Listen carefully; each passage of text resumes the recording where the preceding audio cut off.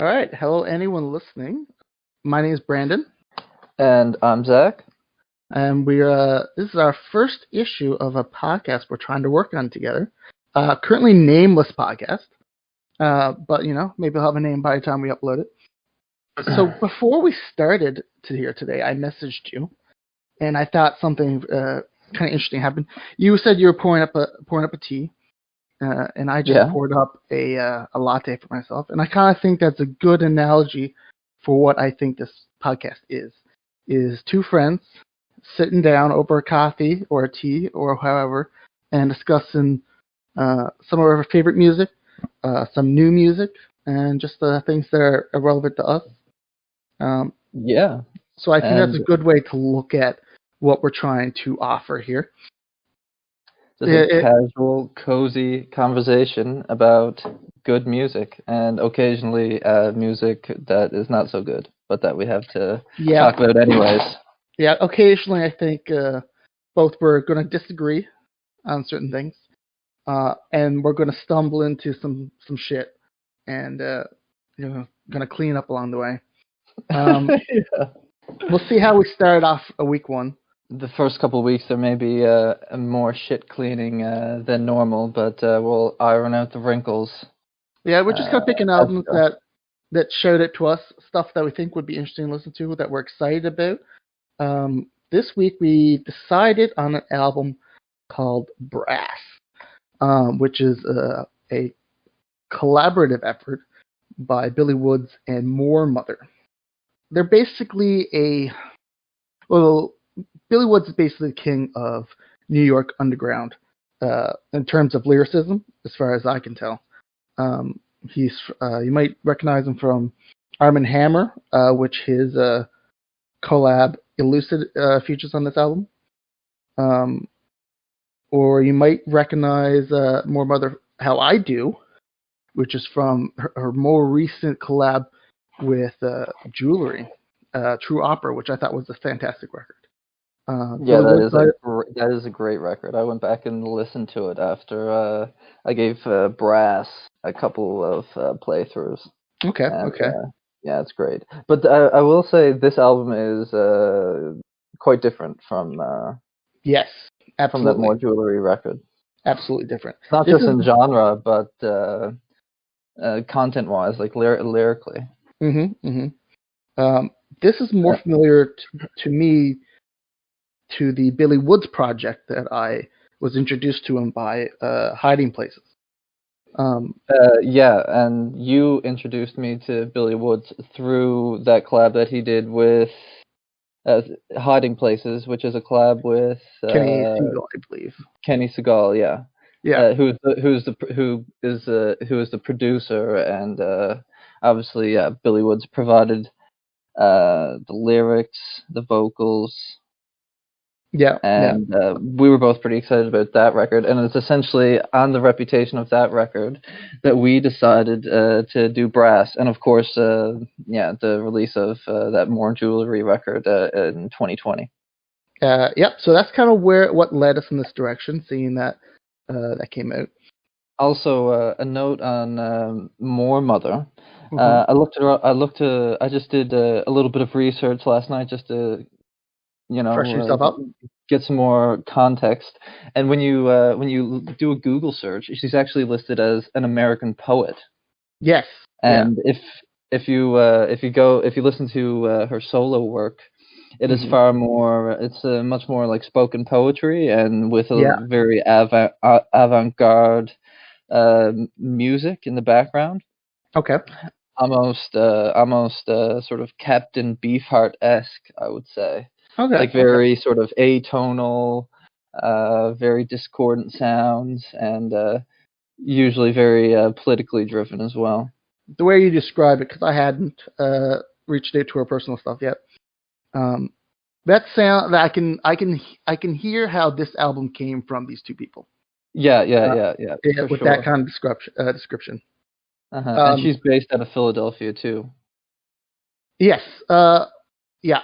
This whole project, from my understanding, is a bunch of northeastern artists getting together, and even with the uh, features on here, Elucid, Yeah, Elucid stands out to me because she featured on Billy Wood's last project that came out last year.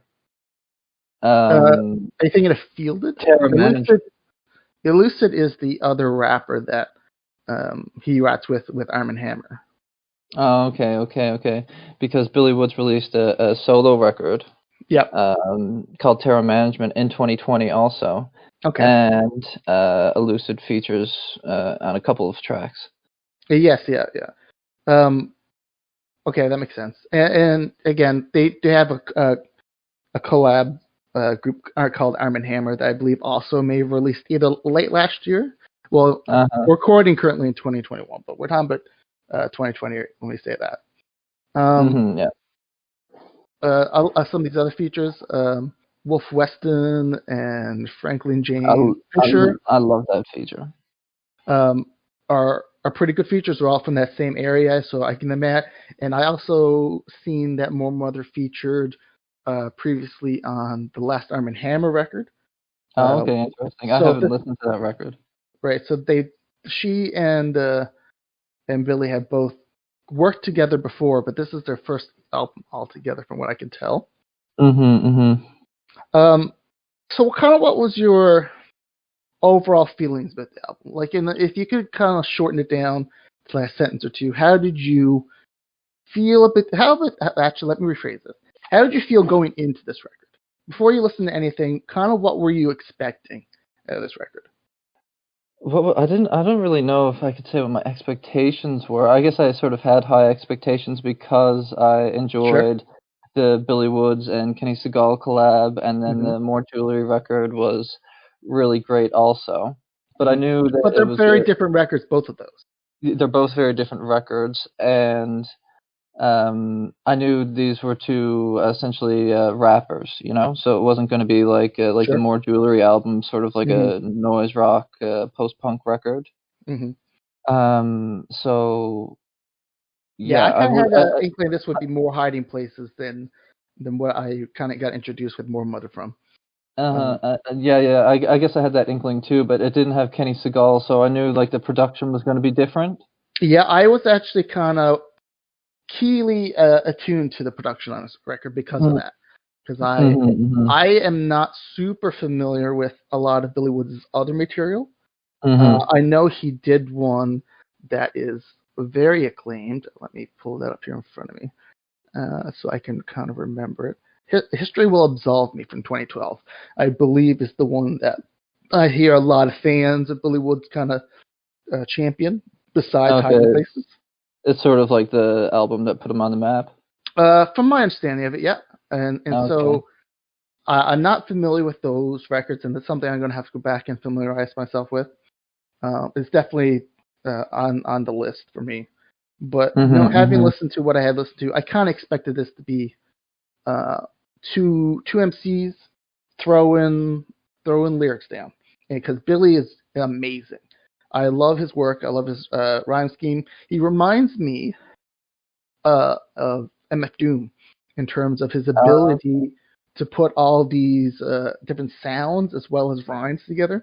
He's using a lot of similar sounds as he's going through his rhyme schemes. They're not very obvious. There's multi-layered in everything he's doing. I'm super impressed, except for where MF Doom is goofy, super villain. Billy Woods, in my experience, has been very dreary, very depression, very somber, and after I listened to Brass the first time, I sort of dug into Billy Woods' discography a little bit and listened to Terror Management. And there's you said that came out this year, right? It came out in 2020.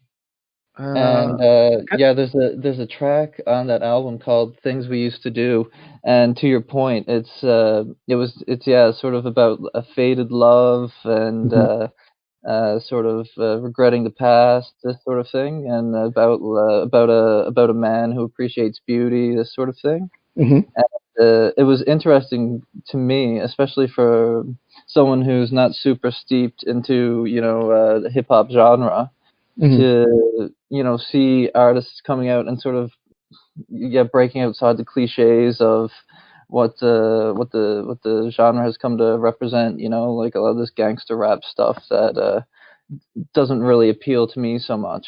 In Right. my opinion, this sort of brand of hip hop is more universal and yeah, it's not so superficial.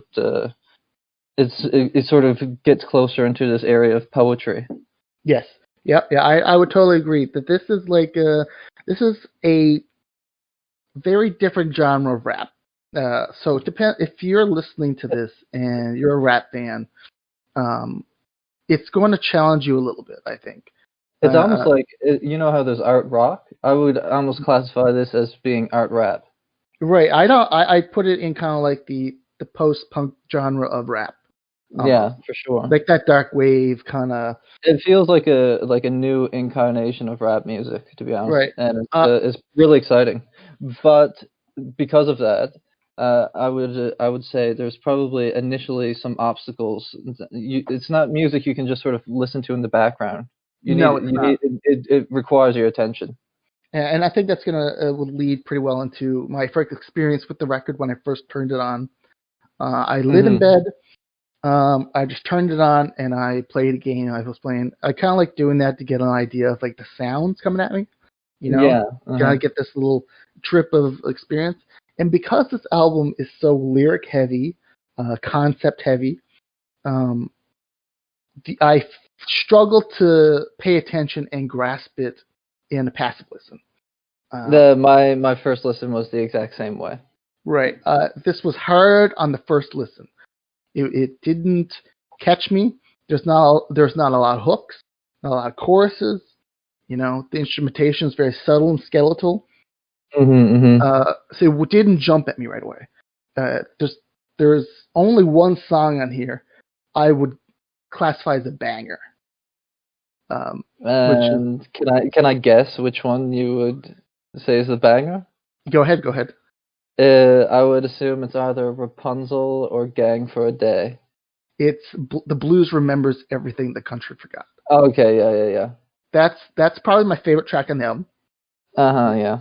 Um, but even on my first listen, it didn't jump out to me as like a banger. It's not the strict definition, but like that's the one song that kind of hit me after a while. The first song that actually uh, grabbed my attention listening through was Maroons, because this is the first time I think on the album where they structure a song around the instrumentation a little more.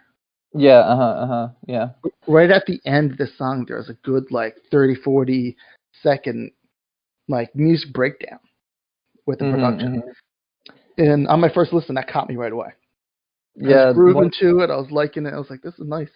Uh, yeah, what you just said about like having it builds the rhythm around the music. mhm. Maroons, that is sort of an anomaly on this album Yeah, because I yeah. noticed once I listened the second and third time that actually most of the melody and rhythm is built through the lyricism, and so that's Mhm. why you need to really pay attention because There's a lot of the music and the production sound is okay. It'll have sort of a beat that anchors everything, but mhm, then all of the other music and all of the other production qualities sort of are trying to beat the beat down. They're trying to sort of create this atonal sound, these sort of discordant sounds, mhm. There's a and lot of textures on this album yeah, in yeah, terms yeah, of yeah. sound. It's very textured. It's a very textured album, but like in terms of building around instrumentation, that is an anomaly. Absolutely, I thought Maroons and actually the closing track Portrait did it Mhm, really mhm. well, where like the production comes alive. There's more ideas. There's more of a song structure that flows through it instead of like a bass line, which is on a Yeah. lot of these other these other tracks. Mhm, Um, mhm. it was about halfway through the album that I think I got tired or I got a little exhausted with the style. After Yeah, that, I when I did repeated listens, it's not a long album. It's a bit of standard length album, like 43 minutes or so. Um, but most of the tracks are between 2 and 3 minutes long. Yeah. Right, absolutely. I don't think a song here passes 4 minutes. No, the Chimneys, 3 minutes and 59 seconds. That's the Right. longest track on the album. Which is a great track, I think, actually. But there's a bit of a idea that they're going for, like we said, with the production, where it's very skeletal, very textured underneath production with the beat on it, and then two MCs or a feature. Just they're going back and forth. They're talking about time travel. They're talking about just a lot of very gothic terms and words, very dreary themes. Like they're just going head to head, and I'm impressed, honestly, with Moor Mother on this record, because I didn't hear her in a rap a styling on the last record. As we said, it was more of a punk noise rock kind of record. To hear her actually rap and to go against someone I know was so skilled, like Billy Woods, and put her pen next to his, and have it, read and analyzed alongside his, I was really impressed with her. I'm definitely becoming a fan of hers. I'm going to be watching for some of her new releases, I think. Yeah, for sure. But it does get a little repetitive around the middle. I think you're getting the same kind of ideas repeated with a slightly different texture. Maybe a different rap that's still amazing. There's nothing bad or substandard on any of these tracks when it comes to the pen game and the rhyme scheme and the lyrics. But listening through, it can get a bit heavy to read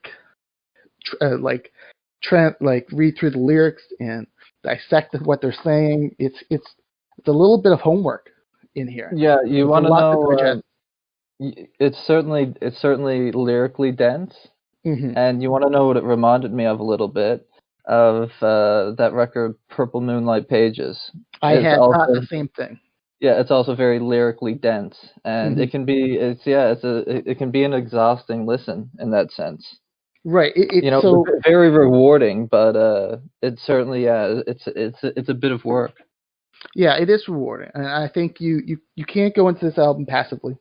You have to give this your full attention.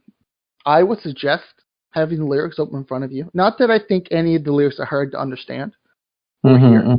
I think they're very their delivery on a lot of the words very good. Nothing's too fast, nothing's too technical in a sense of following along with what they're doing. It's technical in the sense of what they've written is very in depth and has several meanings to be pulled from this. You can be listening to this album in a few years, and I'm sure you can pull something new from it.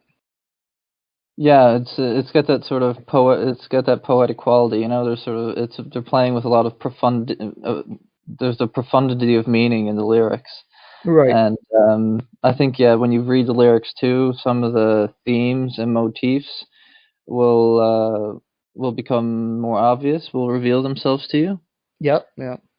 Do you want to sort of move into a more track-by-track analysis? Let me ask you, what were some of the tracks that stood to you throughout your listens? What were honestly, your favorite tracks?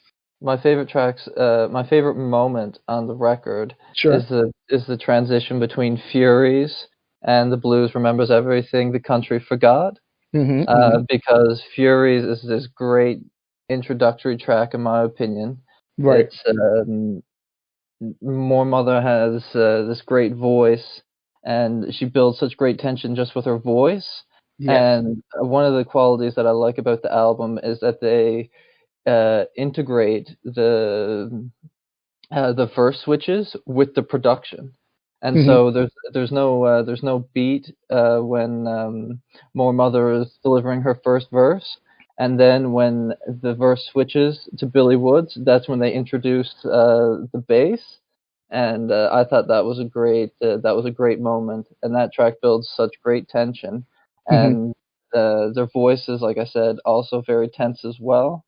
And then when it transitions into the Blues Remembers Everything the Country Forgot, you get these sort of nice angelic soaring vocals from Wolf Weston, and I just thought it was a great contrast. Yeah, to kind of like a bit of my previous point about it getting a little bit heavy in the middle by the time you're like going through stuff. They do a lot to mix up the sound of the album. And Wolf Weston is the first time they do that, I think, where they add in another feature and they get a great vocal performance out of it. And I think there's good production with kind of getting that performance out of Wolf Weston. They do the same thing here in the later track. I think it's Fielded, I'm thinking of, who I went and listened to some of her general stuff. She's kind of a pop artist, from what I can tell. And so to hear the kind of singing she does on Black Forest, I feel like there's got to be a good producer in there, kind of giving that direction. I don't know if that's Billy Woods or she just kind of gets the idea, but like she changes the way she sings. It's very down tune, or not down tune, I should say, like somber, but still kind of like beautiful, right? And you get the same thing with Wolf Weston here. So props to both those singers and to whoever kind of produced them in that direction. The John Fort feature on the track "Scary Hours" I found was also similar to the Wolf Weston feature in the sense that his voice is it's far more soft, and it's sort of a little bit more harmonious, and it brings this sort of more of a gentle touch that contrasts with Moor Mother and Billy Woods' more aggressive and tense vocals. Well, any other songs or moments you? And I like the middle track, "Gang for a Day." It's sort of, in my opinion, it's a sort of like the centerpiece of the album. Okay. And it sort of brings in like some sort of jazz rap elements, and it has almost like the way Moor Mother's lyrical delivery is. It almost has like these horror elements, you know? Yeah, Moor Mother delivers interestingly on this track. She kind of growls a little bit. This is where we might clash a little bit. I didn't like this track so much. I thought it was a great track because of the lyrics also, because the track is titled "Gang for a Day," and the track is about gang violence, and it's about the victims of gang violence. And one of the themes that I noticed that run throughout the album is violence against the Black community by those who are outside of it, but also from within it. And I thought "Gang for a Day" was a good representative of that theme. Yeah, I also like Billy's delivering punching lyrics on this one. For oddly enchanting, don't mind me, I'm hearing the voices in your head, stuff like that. You know, that's kind of like you can break that line down. You know, if you're a black man and you can kind of see, someone thinking racist. You know, you can tell when you're around someone who's may not be vocalizing or acting upon their discrimination, but he can hear the voices in there, and you can see people, you can sense the prejudice, yeah, right. And I think that's kind of speaks to your comment there. The only issue with that track, I think, is I didn't like Moor Mother's delivery on it. Okay, I thought it was one of the more unique moments on the record. Definitely. But you know how I talk and I pick about my death metal, and how there's a fine line between goofy and serious, and I think she rides it a little on the goofy side. Okay, yeah, really. Yeah. To me, it reminded me of God, what's that band who sort of do that horror rap gimmick that you really like? Misfits? No, hold on a second. I'll get the name. Yeah, Clipping. Yes. It reminded me a little bit of what they're doing, you know? You know what? You remind me of a thought I had while listening to this album, is how much I would love to see Moor Mother and Clipping collab. That would be fucking dope. Yeah, I would 100% be down for that track. So if someone could make that happen, that I would be very happy. I think she fits so perfectly into that scene. that it's got to be inevitable. I'm keep my eyes open for the next few years, and hopefully I see it. I'm 100%. Yeah, well, she's just proven herself to be incredibly adaptable because of she just has an incredible range. It seems like she is able to just adapt to whatever genre she experiments in. Right. Which I also want to testify to the amount of range on these tracks. I mean, a lot of these tracks are under 3 minutes long, but in fact, they almost feel like two different songs sometimes. Yeah, absolutely. Like The textures will change. Yeah, the catches will change. The textures will change. The beat will sometimes change. And obviously, you There'll get be like from one rapper to the other. Yeah, you get transferred from one rapper to the other, and oftentimes I found when it would shift to like the verse of a feature, or even between Billy Woods and Moor Mother, it was almost like there was a small interlude, or they would introduce some sort of a new bass line or new texture, and the song is sort of morphed into something else. Yeah. And I thought it was incredible how they could, pack so much different ideas into a single track, and the tracks to be so tight. I thought it was a testament to their skill, but at the same time, the drawback is you're sort of listening and you're like, oh man, like so much coming at me right now. Right. It's interesting because it's definitely structured in a way that they want you to pay attention to what's being said. You want you to focus on the rap because all the instrumentation is all behind them. Like it's on the ground. It's layered. It's just giving you a texture. It's giving you a tone. Right. It's accomplishing an emotion, and then it wants you to just listen. Yeah, they definitely have the volume on the mics turned up, so it foregrounds their voices. And it's interesting how it's structured that way because like it's clear like listen to what I have to say, and then the instrumentation holds it up. There's lots of great textures on this album. I think sometimes it could be more experimental in some of the ideas it goes for in terms of the structure of the instrumental. Like it had good texture, but it did like Maroons did this, right? And I wish there was more than There's actually another instance that I super love this track, and it's not even a main track. It's Mom's Gold. This track sounded like if you left the radio on while the world was ending, and I loved it so much. It's like just kind of like an interlude between Gang for a Day and Chimney. Yeah. I knew. I knew you were going to say that because when I heard that track, I was like, oh, this is an interlude. And I know you always like to pay attention to interludes. And I was like, I bet you Brandon's going to mention this track. Yeah, it is. It's the best interlude on the album. I think it's one of the only ones, honestly. But it's so good. It creates such a scene. There's this. There's like this kind of theme of like time travel and going through time and like crimes against black people and stuff.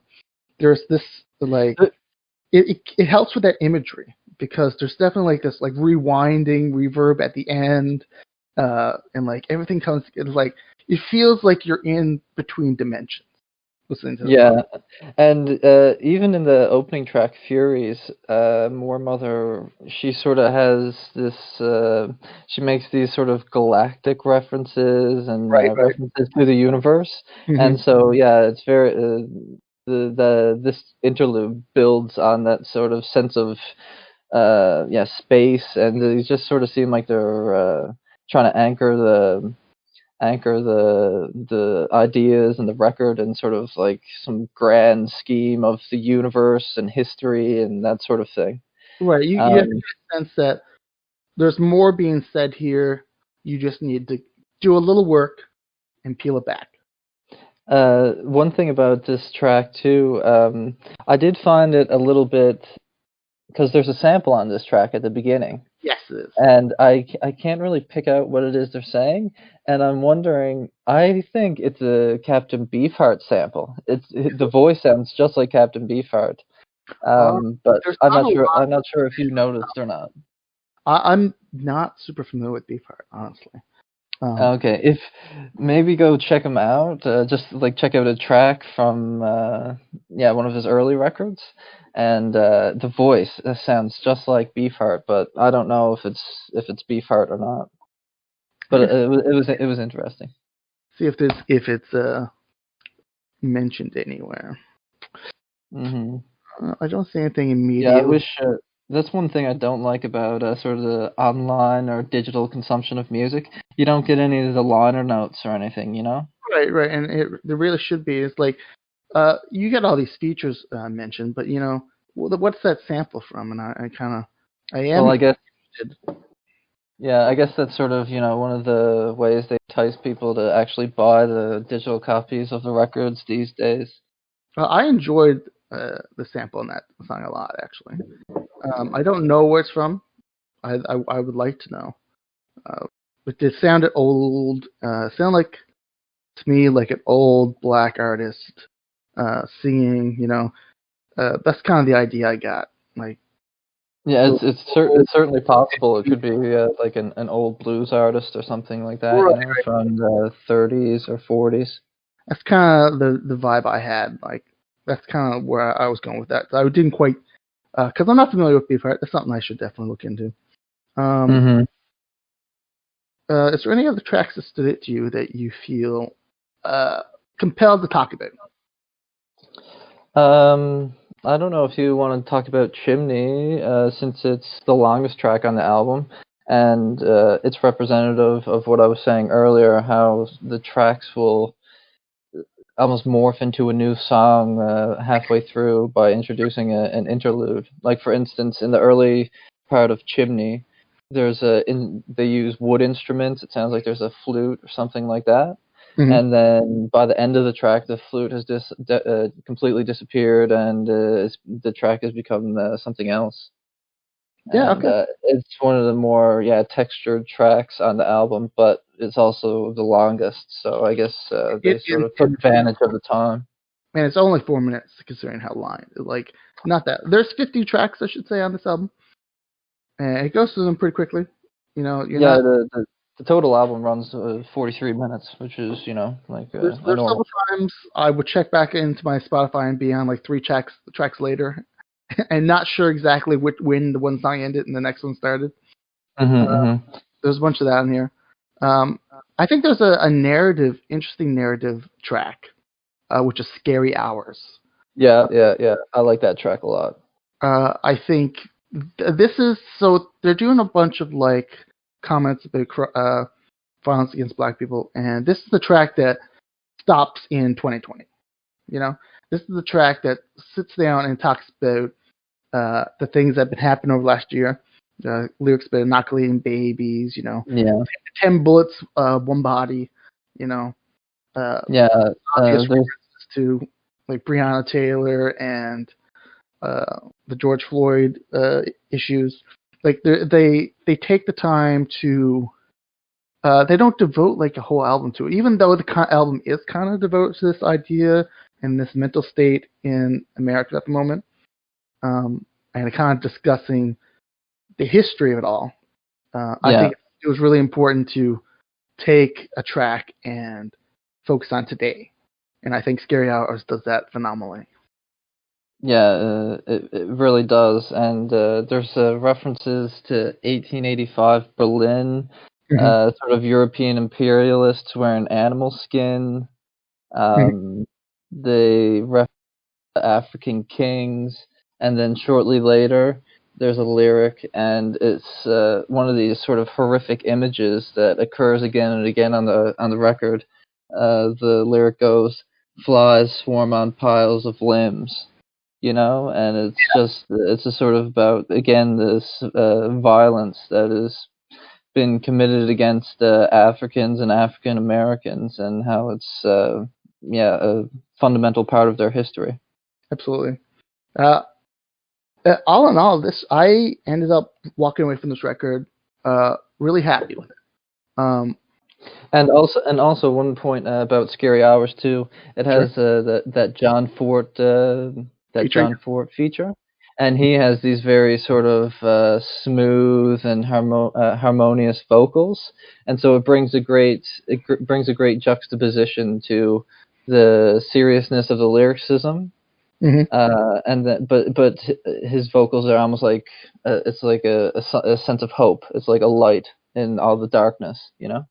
Yeah, yeah. And I thought it was a great sort of unifying element for the track. Those were like the main And then, tracks that stood out to me. That we yeah, thought. and then after Scary Hours, that's when I start to get a little bit fatigued with the Yeah. record. When Guinness comes through, Thibodeau's, I don't know if I pronounced that right. Giraffe hunts. It's Portraits. I think is really good. Even though this is not a long album, really, because of the structure and how these songs are put together, they are kind of put together similarly on a few too many of these tracks. I think Guinness and that kind of suffered from that a little bit. 'Cause That was the weakest track on the album, in my opinion. by the time you hit there, you've kind of got the idea. You know, there's lots of stuff you've already digested, lots of compelling lyricism. I think it kind of encouraged a second listen later. Like it was difficult to listen to all this album in one sitting. I think because of how much digesting and weight that came with this album. So it was around there, sure. That I think it did kind of feel a little long, even though it's only like a 43-minute album. It almost felt like it could have done with like like a snipping of a track or two, which only been like 5 minutes. A late 38-minute album, I think, might have been a little more concise and easier for a digestion. But you know, the artist had stuff they wanted to say, and they said how they wanted to say it. It's not a long album, to be fair. 43 minutes is not that long. It's not a big criticism, but I did feel it waned a little bit at the end. Yeah, there's some obvious B-sides, you could say. Yeah, yeah. And yeah, they weren't necessary, but they wanted to put them on there anyways, and yeah, sure, why not? Sure, But this isn't like the recent trend of an hour and a half rap yeah, 25 songs. It's not that. This is in comparison to that scheme of the rap, you know, almost like the pop rap landscape. This is completely different. It doesn't. If you want to compare those two, this is a breath of fresh air of like yeah, for pacing sure. and stuff like that. Ultimately, how did you feel about the album? You know, Well, who just would you recommend it to? who would I recommend it to? I would recommend it to people like myself who are a little bit exhausted on the, you know, hip hop formula and more, you know, cliche. They're not going to hear any trap on this. No, there's no trap. There's, you know, it's more of an artier brand of rap. It's not they're not hung up on like what the formula or what established elements of the genre are, you know. They're trying to do something different. It's very original. It's a sort of like a trailblazing album. The lyrics, if you have to pay attention to them, but when you do, they're very gripping. A lot of great lines that are, in my opinion, poetry. Yeah, I would recommend this album for people like myself who are not who are sort of a little bit weary of hip hop, honestly, and are just sort of a little bit sick and tired of hearing about, you know, misogynistic lyrics and gang banging and this sort of stuff and these sort of stereotypical things that have come to be associated with rap music. And it's also, like you said, it's a very topical record dealing with contemporary issues. Sadly, which is topical. It's been topical for the last 200 years. You know. Yeah. Sadly. Yeah. But it is what it is. Personally, I agree with you. I would recommend those same genre people. People who are into the underground hip hop scene probably already aware of Billy Woods. If Yeah. not, I think you should beeline through his discography, listen to some stuff. This is maybe not the best place to start if you're going to listen to Billy Woods and his records. I think the album like Hiding Places might be a better kind of starting point. Yeah, Uh, it's better introduction. A uh, little less. but Yeah, if not you're so bad. familiar with him, I'd absolutely check this out. This is a great record. Uh, Become a fan of More Mother like me. Okay, jump on the bandwagon. It's comfy. We got room. Uh, I would give this like record about an 8. I think. Uh, there's a Yeah. few small things of a personal taste that I didn't jive with.